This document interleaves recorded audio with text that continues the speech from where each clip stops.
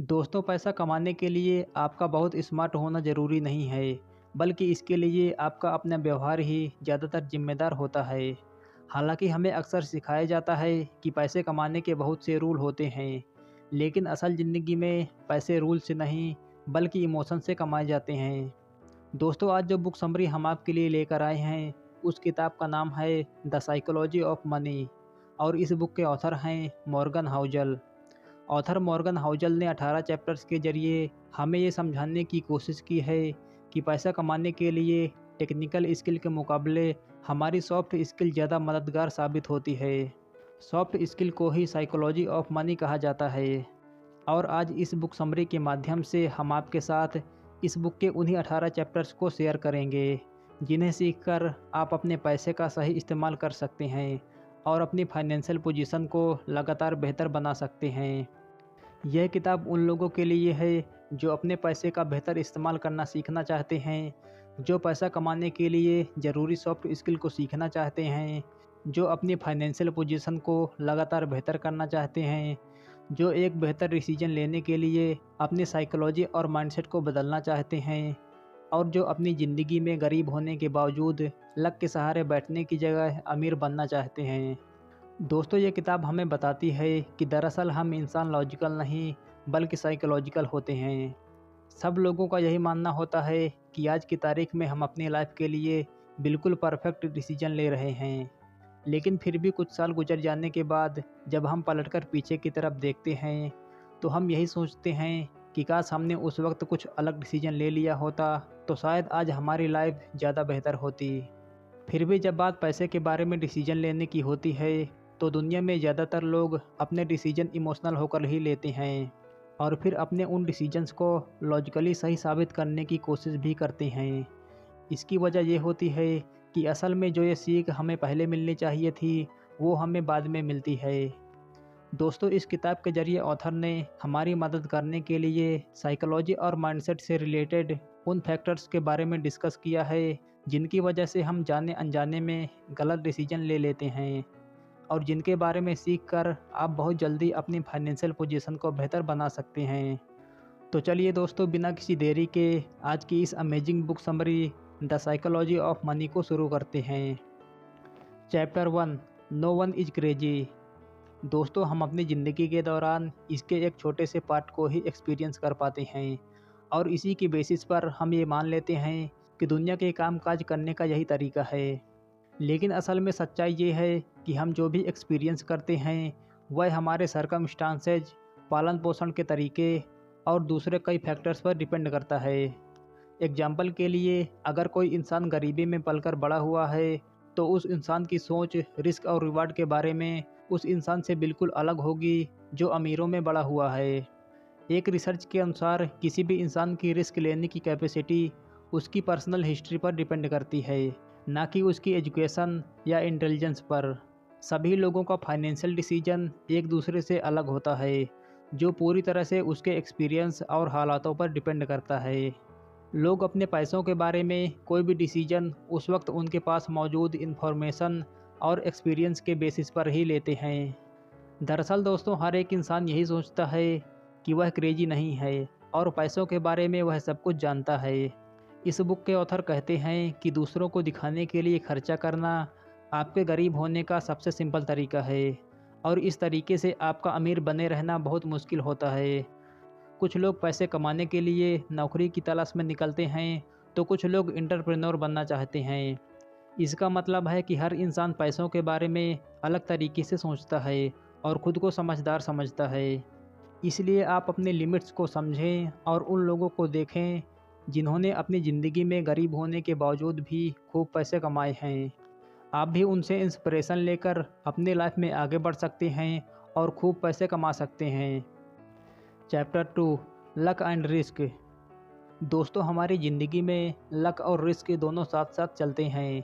हमारी कामयाबी में लक यानी किस्मत का भी एक अहम रोल होता है और ये हमारी ज़िंदगी पर काफ़ी असर डालता है। इस बात से इनकार नहीं किया जा सकता कि कुछ लोग पैसों के मामले में बहुत लकी होते हैं, जैसे कि कुछ लोग पैदा ही अमीर घरों में होते हैं। अगर आप बिल गेट्स जैसे दुनिया के सबसे अमीर शख्स के घर में पैदा होते, तो आप अपने आप ही अमीर होते। बट दोस्तों लक के साथ बुरी बात यह है कि इसे अपनी मर्जी के मुताबिक कंट्रोल नहीं किया जा सकता है और हम अमीर बनने के लिए लक के सहारे नहीं बैठ सकते। पैसे कमाने का एक और दूसरा तरीका है और वो है रिस्क लेने का। बहुत से लोग कंफर्ट जोन में रहते हैं और 9 to 5 वाली जॉब में लगे रहते हैं। वहीं कुछ लोग अपना बिजनेस सेटअप करके अपने बॉस खुद बन जाते हैं। बट कई बार ऐसा भी होता है कि बहुत से बिजनेस डूब भी जाते हैं। तो इसलिए आप जानबूझकर बहुत ज़्यादा रिस्क वाला काम करने की बजाय सोच समझकर और सही प्लानिंग के साथ एक कैलकुलेटेड रिस्क लें। Chapter 3 never enough. हालांकि दोस्तों ये बात भी सच है कि पैसा लोगों का दिमाग ख़राब कर सकता है, बट फिर भी बहुत से अमीर लोगों को उनका पैसा कभी भी इनफ यानी ज़्यादा नहीं लगता है। यहाँ पर ऑथर कहते हैं कि चाहे हमारे पास कितनी भी चीज़ें क्यों ना हो जाएं, बट फिर भी हम दूसरों को देखकर खुद से कंपेयर करते रहते हैं और हमेशा ऐसी चीज़ें चाहते हैं जो दूसरों के पास हैं। महंगी गाड़ियाँ और बंगले वगैरह होने के बाद भी लोग ये चाहते हैं कि उनके पास आइलैंड भी हो। इसलिए अपने लालच में ये लोग कुछ ऐसे काम कर जाते हैं कि पूरी तरह से बदनाम ही हो जाते हैं। दोस्तों यहाँ पर सोचने वाली बात यह है कि आखिरकार इतना लालच किस काम का। इनफ का मतलब ये नहीं है कि आप कम में ही खुश हो जाएं और अपनी लाइफ को मुश्किलों में गुजारें, बल्कि इनफ का मतलब ये है कि आपको इस बात की क्लैरिटी होनी चाहिए कि असल में कितना पैसा आपके लिए इनफ होगा। आपका पैसों के पीछे अंधाधुंध भागते रहना सिर्फ एक बेवकूफ़ी ही है। इसलिए आपको कुछ ऐसी चीज़ों पर भी ध्यान देना चाहिए जैसे कि रेपुटेशन, फैमिली, फ्रेंड, लव और आपकी खुशी वगैरह वगैरह।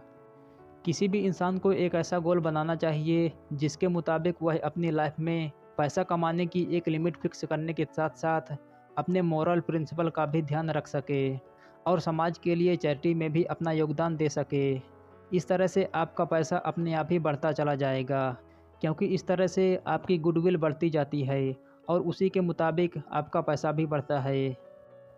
Chapter 4 compounding. कंपाउंडिंग दोस्तों कंपाउंडिंग का मतलब होता है कोई भी इन्वेस्टमेंट करने पर आपकी जो कमाई होती है उसे फिर से इन्वेस्ट कर देना।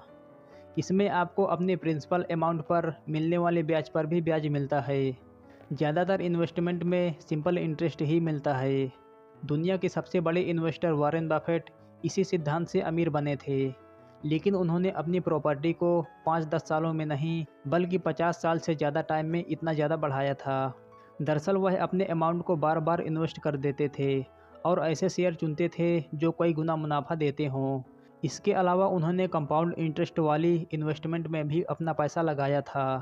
दोस्तों कंपाउंडिंग के लिए एक बहुत लंबे समय की ज़रूरत होती है और वॉरेन बफेट सिर्फ इसलिए सक्सेसफुल नहीं है क्योंकि वह एक बहुत अच्छे इन्वेस्टर थे, बल्कि वह इसलिए भी सक्सेसफुल हैं क्योंकि वह बहुत लंबे समय तक एक बहुत अच्छे इन्वेस्टर बने रहे। Chapter 5 getting wealthy versus staying wealthy. दोस्तों किसी भी इंसान को अमीर बने रहने के लिए उसके अंदर थोड़ा पागलपन और थोड़ी किफ़ायत करने की आदत का होना ज़रूरी है।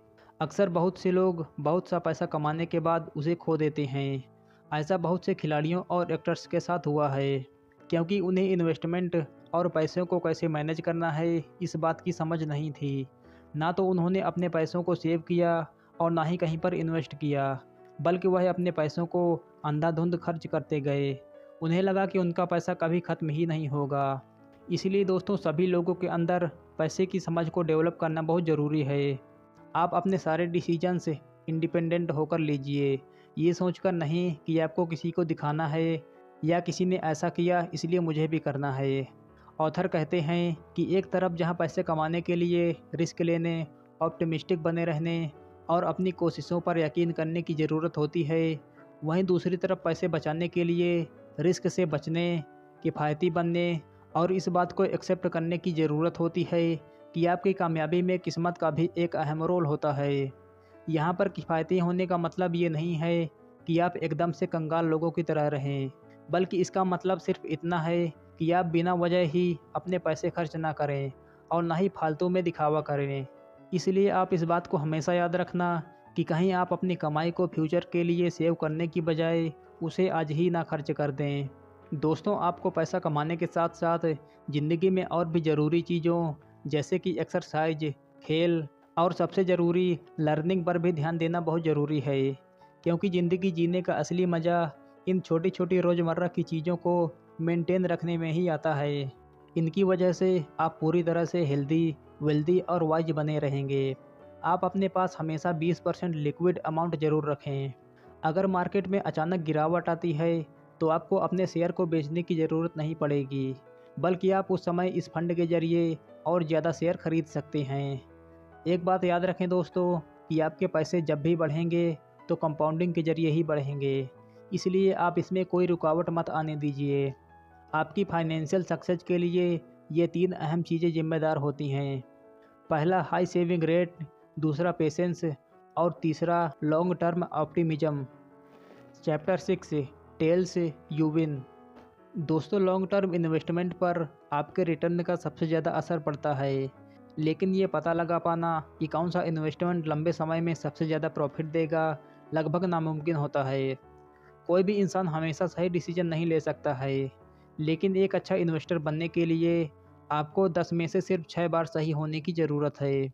यानी आपका फेलियर भी सक्सेस का ही एक हिस्सा है।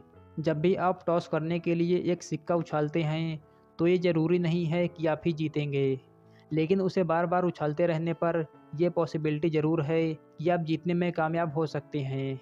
ठीक इसी तरह दोस्तों, किसी भी काम को बार बार करते रहने से भले ही पहली बार में आपको कामयाबी ना मिले, लेकिन लगातार प्रयास करते रहने से आपको कामयाबी ज़रूर मिलती है। अगर आपका बिजनेस पहली बार में फेल हो गया हो तो आप फिर से ट्राई कीजिए और तब तक ट्राई करते रहो जब तक कि आप उसमें सफल ना हो जाएं। इस तरह से आप फेल होकर भी अमीर बन सकते हैं। Chapter 7 freedom. दोस्तों, असली पैसा वो होता है जो आपको टाइम से फ्रीडम यानी आज़ादी दे।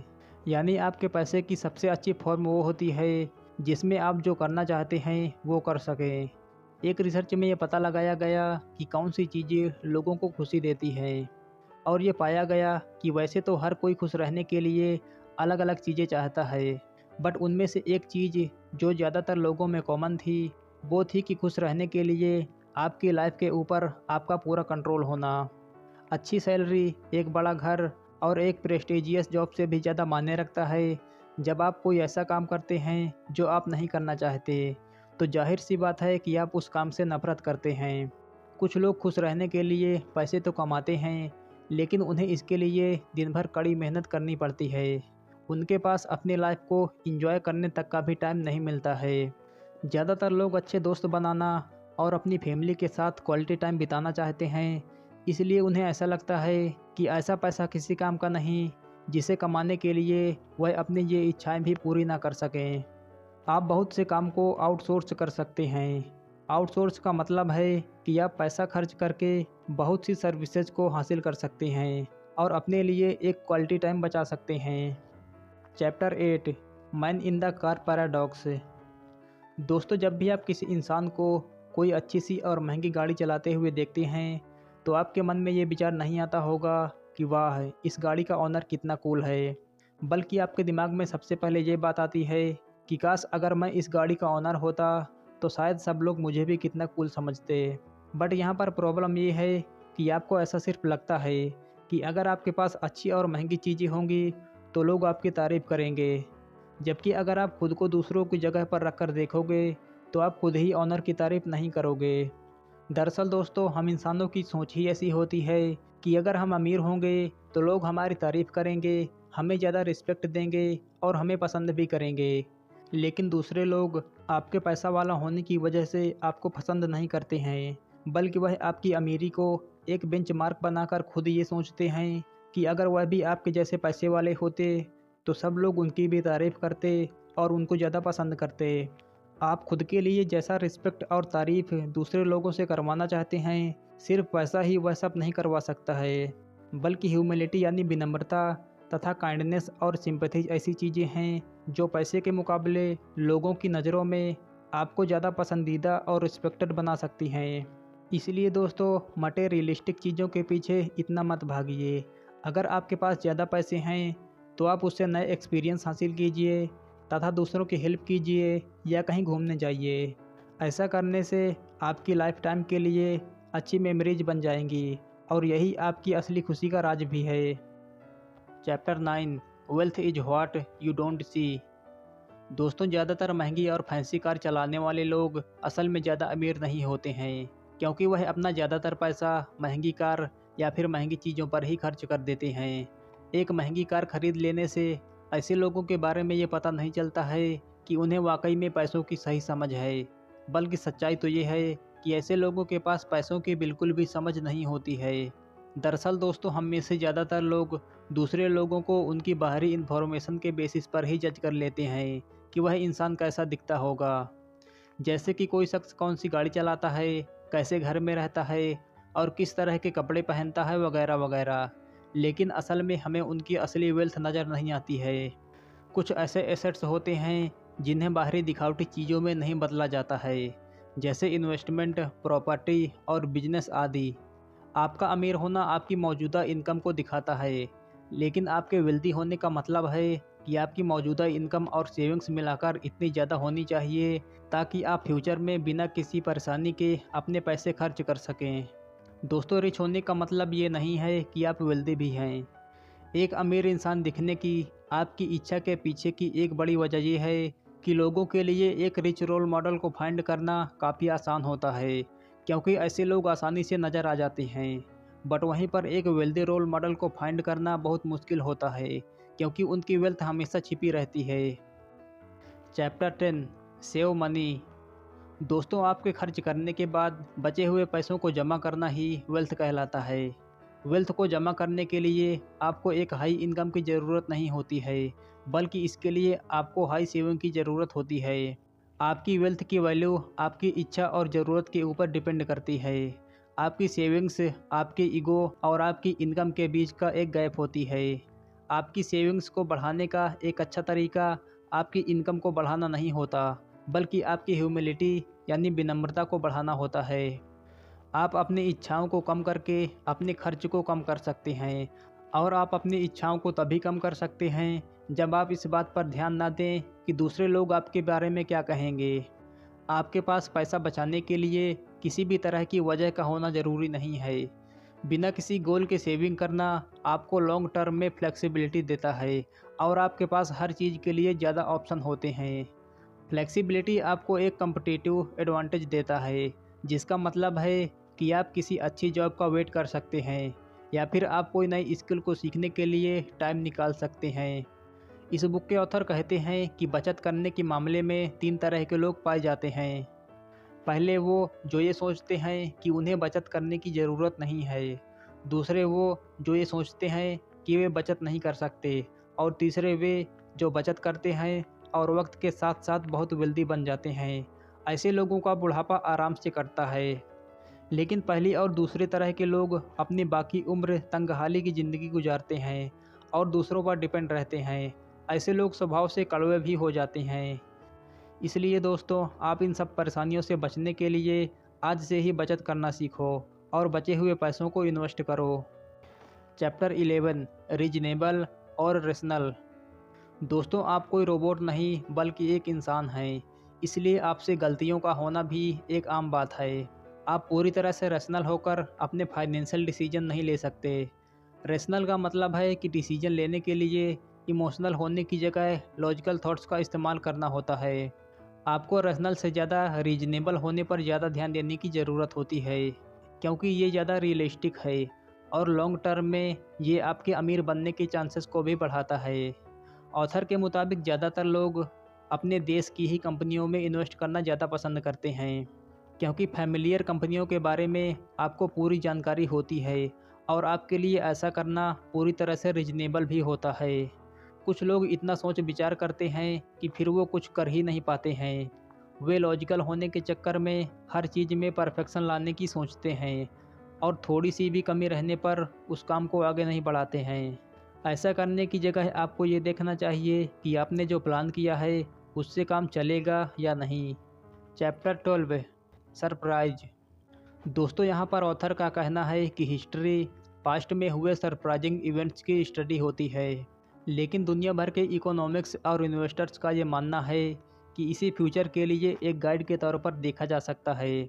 आपको ये एक्सेप्ट करना होगा कि आप हिस्टोरिकल ट्रेंड्स को फ्यूचर के मैप के तौर पर नहीं देख सकते हैं। दरअसल दोस्तों, इन्वेस्टिंग करना कोई हार्ड साइंस नहीं है। इसलिए ये बिल्कुल भी ज़रूरी नहीं है कि जैसा पास्ट में हो चुका है वैसा ही फ्यूचर में भी हो सकता है।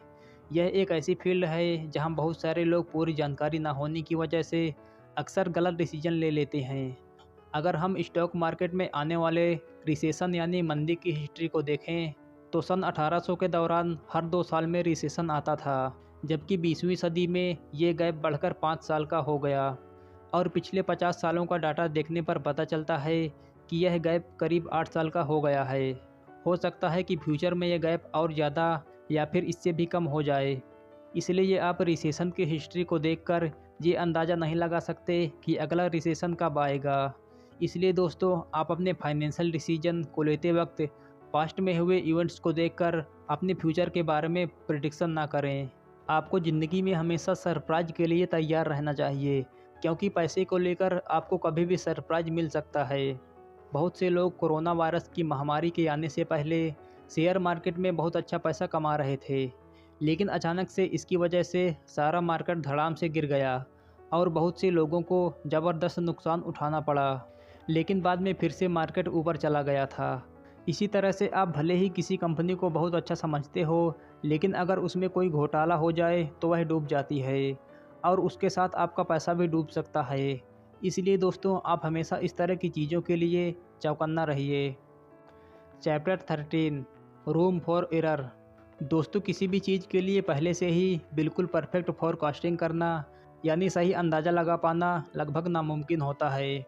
इसलिए अक्सर एक मार्जिन ऑफ एरर को रखा जाता है, जिसकी वजह से फोरकास्टिंग करने की कोई ज़रूरत नहीं रह जाती है। लेकिन हम लोग एक सही मार्जिन ऑफ एरर को तय नहीं कर पाते हैं। दरअसल सही रूम फॉर एरर को ना रख पाने की कुछ अहम वजहें होती हैं। जैसे पहली वजह है कि आमतौर पर इंसानी दिमाग उन चीज़ों या लोगों की तरफ ज़्यादा अट्रैक्ट होता है जो उन्हें पूरी सर्टेनिटी देते हैं, यानी जो सच्चाई का पूरा भरोसा देते हैं। और हम लोग रूम फॉर एरर्स पर ज़्यादा ध्यान देने की जगह उन लोगों की बातों पर ज़्यादा ध्यान देते हैं जो पूरे यकीन के साथ इस तरह की चीज़ें कहते हैं कि इस हफ्ते में स्टॉक ऊपर जाएगा या फिर ये कैंडिडेट इलेक्शन हार जाएगा वगैरह वगैरह। दूसरी वजह ये है कि हम लोग अक्सर दूसरे लोगों की लाइफ में रूम फॉर एरर देखने में कामयाब रहते हैं, लेकिन अपनी लाइफ में रूम फॉर एरर नहीं देख पाते हैं। दोस्तों, पैसा कमाने के दौरान हर किसी से गलती हो सकती है, लेकिन उस गलती से बहुत कुछ सीखने को भी मिलता है। गलती से होने वाले नुकसान से बचने के लिए आप हमेशा अपने पास कुछ रिजर्व कैश जरूर रखें। सारा पैसा एक साथ इन्वेस्ट मत कर दीजिए। वॉरेन बफेट ने कहा है, कैश इज द किंग। जब यस बैंक के शेयर गिरे तो बहुत सारे इन्वेस्टर्स को बहुत ज़्यादा नुकसान हुआ था, बट कुछ लोग ऐसे भी थे जिनके पास कैश बचा था, जिसका फ़ायदा उठाकर उन्होंने गिरे हुए दाम पर शेयर्स खरीद लिए और अपने नुकसान को एवरेज कर लिया, जिससे उनका नुकसान कम हो गया। इसलिए दोस्तों, आप हमेशा अपने बुरे समय के लिए कुछ फंड रिजर्व में ज़रूर रखें। Chapter 14 you will change. दोस्तों, आप आसानी से अपने फ्यूचर के गोल इमेजिन कर सकते हैं, लेकिन एक रिसर्च में ये बात पता चली कि लोग इस बात से तो अवेयर रहते हैं कि पास्ट से लेकर अब तक वह कितना बदल चुके हैं, जबकि वह इस बात को अंडर एस्टिमेट करते हैं कि फ्यूचर में वो कितना बदल जाएंगे। अगर आप भी ये पता लगाना चाहते हैं कि आप फ्यूचर में कितना बदलेंगे, तो आप इन दो बातों का ध्यान रखिए। पहला ये कि आप कभी भी लो इनकम के साथ खुश रहने की प्लानिंग मत करो, और दूसरा ये कि आप इस बात को एक्सेप्ट करो कि आप कभी भी अपना माइंड चेंज कर सकते हैं। दरअसल दोस्तों, हमारी रियलिटी वक्त के साथ साथ बदलती रहती है, इसलिए दोस्तों हमें भी अपने गोल्स और स्ट्रेटजी को सिचुएशन के मुताबिक बदलते रहना चाहिए। आपने जो भी सपने और गोल्स आज बनाए हैं, हो सकता है कि वो कभी पूरे ना हों, लेकिन फ्यूचर में हम कुछ नया भी कर सकते हैं। आप अपने पास्ट में ही मत जीते रहो और ना ही ये सोचो कि स्कूल या कॉलेज में आपके नंबर्स तो बहुत कम थे, इसलिए आप एक अच्छे स्टूडेंट नहीं हैं। दरअसल दोस्तों, इस बात से कोई भी फ़र्क नहीं पड़ता है, क्योंकि आपका फ्यूचर आपके पास्ट पर डिपेंड नहीं होता है। आप जब चाहें अपना फ्यूचर बना सकते हैं। कोई भी इंसान कभी भी छोटा सा बिजनेस लगाकर भी लाखों करोड़ों रुपए कमा सकता है। इसलिए आप अपने दिमाग में समाज के नाम पर जो भी फालतू का डर भरा हुआ है, उसे बाहर निकाल दो और असली किताबें पढ़कर नया ज्ञान हासिल करो। Chapter 15 nothing is free. दोस्तों, असल में ज़्यादातर चीज़ें थ्योरी के मुकाबले प्रैक्टिकल में ज़्यादा मुश्किल होती हैं। इसी वजह से हम आमतौर पर किसी चीज़ के पीछे लगने वाले एफ़र्ट्स और कॉस्ट को नहीं देख पाते हैं। हमें हर काम बाहर से देखने में बहुत आसान लगता है, क्योंकि किसी काम में आने वाले चैलेंजेस को वही फेस करता है जो एक्चुअल में उस काम को करता है। दरअसल दोस्तों, इन्वेस्टमेंट में आपका सिर्फ पैसा ही नहीं लगता, बल्कि उसमें वोलेटिलिटी यानी अस्थिरता, फियर, डाउट, अनसर्टेनिटी और रिग्रेट भी शामिल होते हैं। इसलिए अगर आप अच्छे रिटर्न्स पाना चाहते हैं तो आपको वोलेटिलिटी की कीमत चुकानी होती है। अगर आप ये कीमत नहीं चुकाते हैं तो आपको मिलने वाले रिटर्न्स आपकी उम्मीद से काफ़ी कम होंगे। इन्वेस्टमेंट में बहुत सी साइकोलॉजिकल फ़ीस भी जुड़ी होती है। इन्हें आप किसी फ़ीस की तरह से ही देखिए, ना कि किसी फ़ाइन या जुर्माने की तरह है, क्योंकि फ़ाइन्स आमतौर पर गैर ज़रूरी और अनफेयर हो सकते हैं, लेकिन फ़ीस हमेशा ज़रूरी और सही होती है। वोलेटिलिटी, फियर और अनसर्टेनिटी एक तरह से लॉन्ग टर्म इन्वेस्टमेंट की एडमिशन फ़ीस होती है। दोस्तों, आजकल फ्री में कुछ भी नहीं आता है। अगर आपको कुछ बड़ा करना है और आपके पास पैसे नहीं हैं, तो आपके लिए बेहतर यही होगा कि पहले कुछ साल आप जॉब कर लीजिए। बहुत से सुपर स्टार्स भी कभी छोटी मोटी जॉब किया करते थे, फिर उस पैसे से ही उन्होंने सही ट्रेनिंग ली और पोर्टफोलियो वगैरह बनवाए। इसी तरह से किसी भी बिजनेस के लिए भी पैसा चाहिए होता है। आप शुरू में छोटी मोटी रकम से भी ऐसा बिजनेस शुरू कर सकते हैं जिसे बाद में स्केल अप किया जा सकता है। Chapter 16, you and me. दोस्तों, हम लोग आमतौर पर दूसरों को देखकर ही अपने बहुत सारे डिसीजन लेते हैं, जिनमें फाइनेंशियल डिसीजन भी शामिल होते हैं। लेकिन यहाँ पर ध्यान देने वाली बात यह है कि हर कोई अपना एक अलग गेम खेलता है।